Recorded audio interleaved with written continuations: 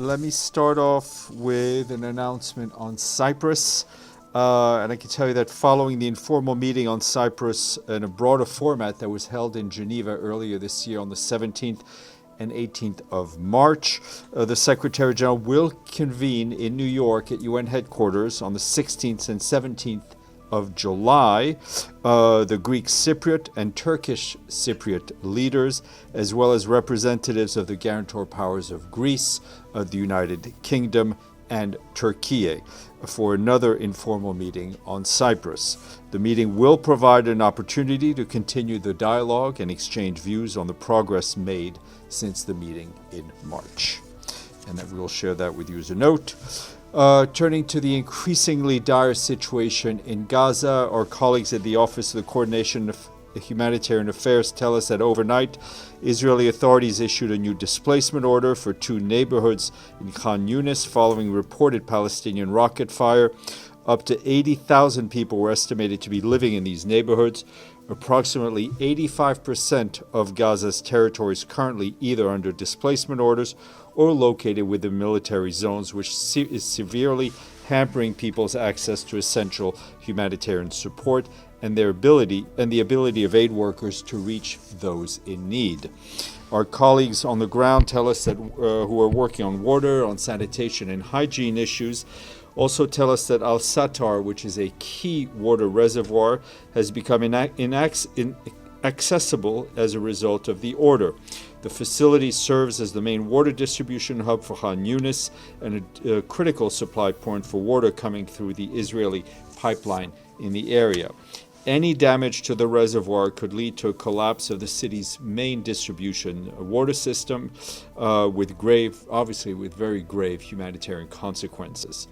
OCHA also warns that these displacement orders continue to strain vital services and push people into increasingly smaller swaths of Gaza's territory. Since the breakdown of the ceasefire in March, and as of yesterday, some 714,000 Palestinians have been forcibly displaced once more across Gaza, with nearly 29,000 displaced in just 24 hours between Sunday and March. And as we've been telling you on an almost daily basis, many of the existing shelters are severely overcrowded with poor hygiene conditions, which is posing severe risks for public health. Our partners working on health, water, sanitation, and hygiene also say that across Gaza, rates of acute watery diarrhea have reached 39% amongst patients receiving health consultations. The increase is being driven by insufficient clean drinking water and domestic water reaching shelters, worsening the dire hygiene and sanitation conditions. The governors of Gaza and Khan Yunis have the worst levels of acute watery diarrhea due to the severe overcrowding in sites and shelters. You'll recall that no shelter assistance has been allowed to enter Gaza in 4 months now, despite the hundreds of thousands of newly displaced people. Our shelter partners say that 97% of the sites surveyed reported displaced people sleeping in the open. OCHA reiterates that an unrestricted flow of supplies through multiple crossing points over a sustained period of time is critical to address people's needs and prevent the already desperate situation from worsening. Meanwhile, the depletion of fuel stocks continues to wreak havoc on aid operations, constraining the UN and our humanitarian partners' ability to respond. Yet again today, an attempt to deliver some of the remaining fuel stocks to the north was denied by the Israeli authorities. The denial follows a successful delivery yesterday of diesel from the World Health Organization's remaining stock to Al-Shifa Hospital in Gaza City to prevent further shutdown of critical services. WHO says the facility is overwhelmed and severely under-resourced. Its beds are full. Its patients are once again being treated on the floor of the hospital. Our partners stress that unless fuel stocks are replenished immediately, Gaza could face a complete communications blackout, severely hindering humanitarian access and coordination and preventing affected communities from receiving critical information. Critical water, sanitation, hygiene, healthcare facilities have already begun shutting down in some areas, including hospital equipment and services, water trucking, water and sewage pumps. If the fuel crisis isn't addressed soon, humanitarian responders could be left without the systems and the tools that are necessary to operate safely, to manage logistics and distribute humanitarian assistance. This would obviously endanger aid workers and escalate an already dire humanitarian situation. Meanwhile, Hans Grunberg, who was in Aden today, as you know, he's the special envoy for Yemen. There he met with Yemeni officials, including the Prime Minister, Salam bin Bouraik. The discussions focused on the latest developments in Yemen and the urgent need to advance a Yemeni-led and Yemeni-owned political path supported by the region. He also raised the issue of our colleagues and NGO staff who remain arbitrarily detained by Ansar Allah and reaffirmed our commitment to securing their release through continued diplomatic engagement. While there, he also engaged with discussions with members of civil society and women leaders of political parties and various other components. Back here, Assistant Secretary General Miroslav Yencha from the Department of Political and Peacebuilding Affairs briefed the Security Council on Haiti this morning, saying that we've continued to witness a sharp erosion of state authority and the rule of law there, with brutal gang violence affecting every aspect of public and of private life. Without increased action by the international community, he warned, the total collapse of state presence in Port-au-Prince could become a very real scenario. Mr. Yencha said the Secretary General's recommendations that were contained in his letter he sent on February 24th, proposing the establishment of a UN support office to provide logistics and operational support for the multinational security support mission, are a realistic and practical proposal to address Haiti's immediate security needs. International action cannot come soon enough to ensure gains made so far are not squandered, Mr. Yencha told council members. Also briefing was Khada Wali, the executive director of the UN Office of Drugs and Crime.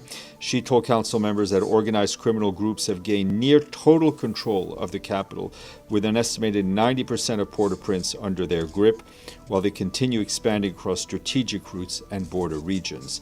She said that reports are increasingly point to sexual exploitation targeting women and girls, particularly among those facing deportation or living in areas under gang control.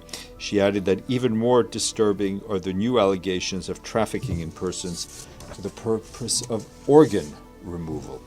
Those remarks were all shared with you. And lastly, in South Sudan, I can tell you that we're extremely concerned and worried about the impact of the conflict, the continuing impact of the conflict on civilians. In our quarterly report that was released by the peacekeeping mission today, the UNMISS says documents a surge of violence with horrific impact, especially on women and children. Between January and March, 1,600 people were either killed and injured, abducted, or subjected to conflict-related sexual violence. This is the highest number in any 3-month period since the year 2020. The mission is calling for concerted and collective action to end repeated conflict cycles and urge the government to prioritize protections of civilians. Amélie. Sorry, thanks, Steph. I have two questions not related. First, any news about the conclusion of the strategic review about UNRWA that was supposed to come by mid-June? Nothing to share with you at this point, but hopefully soon-ish. Okay. And second question. I have to say that the team has done its work and the Secretary General has received it. About Iran, Iran announced this morning that they are suspending their collaboration with IAEA. Any reaction from the Secretary General? We've seen the official decision, which is obviously concerning. I think the Secretary General has been very consistent in his call for Iran to cooperate with the IAEA, and frankly, for all countries to work closely with the IAEA on nuclear issues. Pam. That was my question. The follow-up on that is what is happening right now with the IAEA inspectors in Iran, and are there any closed-door negotiations that are taking place? Those are questions you need to address to Mr. Grossi's office and to the IEA. Madame. Just another follow-up on Iran. So, given this development and with the snapback coming back soon, like in the Security Council, does the SG have any position on the issue of the snapback given this development? We will leave the Security Council actions to the wisdom of Security Council members. Edie, and then we'll go to the back. Thank you, Steph. On Gaza, were you able to get any information on how many bakeries are still operating, and if so, where? Are there any in the north? I admit failure on follow-up. I have the attention of a goldfish, so just please remind me right after the briefing, because it's a very important matter. But I just my brain's at capacity right now. And on the displacement orders, is it possible to get any indication of how many Palestinians have actually been able to move from the displacement areas in the north, particularly that have been designated since the weekend? Because it's like tens of thousands. Yeah, I mean people. the numbers I think that I talked about are pretty staggering for an area that has normally a population of 2 million people. That more than since the breakdown of ceasefire in March and as of yesterday, 714,000 people have been forcibly displaced once more across Gaza, and just 29,000 in the last 24 hours. We'll see if we have a bit more granularity on population movements in northern Gaza. Yvonne, Alex, and Deji. Thanks, Steph. Sorry if you were asked about this already. It's about the interview that the head of the GHF gave. His name is Johnny Moore, in which he said that he's been asking the UN from the very beginning to cooperate with us, teachers. Let's find ways of solving problems together. And then he goes on to say that the UN has been trying to sabotage the GHF from the very beginning. I've been asked repeatedly about this issue. The GHF wrote to us. Tom Fletcher wrote back. I'll admit English is not my native language, but I don't know how many times I can say this to all of you. We are not asking, nor do we have a monopoly on humanitarian aid distribution in Gaza. There is enough work for everyone. Other international NGOs, member states, all that we ask is that people operate with the minimum standards that are globally accepted on humanitarian aid, impartiality, independence, that operate in a way that doesn't put the recipients at risk of being shot at, right? That doesn't put aid workers at greater risk. We are willing to work with anyone, and we have worked with many different partners. All that we're asking is for them to meet a minimum standard, so that they're operating a food distribution system with the risks that Palestinians have had to face. We've engaged with them in the past. We've exchanged letters. They know our mission. It is just a matter of basic principles where no one should risk their lives more than they have to, right, when it comes to trying to get food to survive. Sorry, could I just have a comment specifically on that accusation against the UN, that the UN has been trying to sabotage the GHF from the very beginning? No. We've never told people not to go to their sites. Who am I, who are we that are fed to say to people who are hungry, don't do this, right? All we're asking is for the Gaza Humanitarian Foundation to operate within internationally accepted norms. Alex. Shway shway. Thanks, Steph. Firstly, quick follow-up on Iran. Has Iran formally notified the UN Secretariat on this decision? I'm not aware of a formal letter to the Secretary General. I think that would probably go first to IAEA, but I will keep an eye out. Thank you.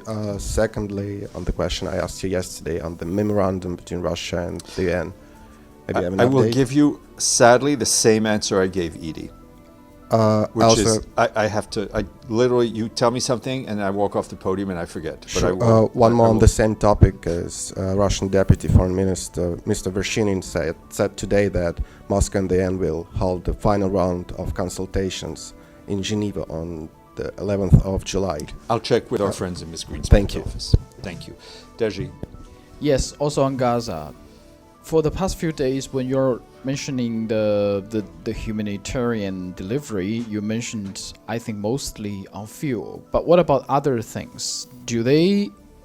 I've not been given any information. that we've- First of all, we know that there are tons of foods or humanitarian aids. They are living at the border crossing area. Yes. Have them been picked I up? have not gotten any updates of us being able to pick up So material. what generally speaking, we know that it's difficult for UN staff to operate in such an environment. But Yeah.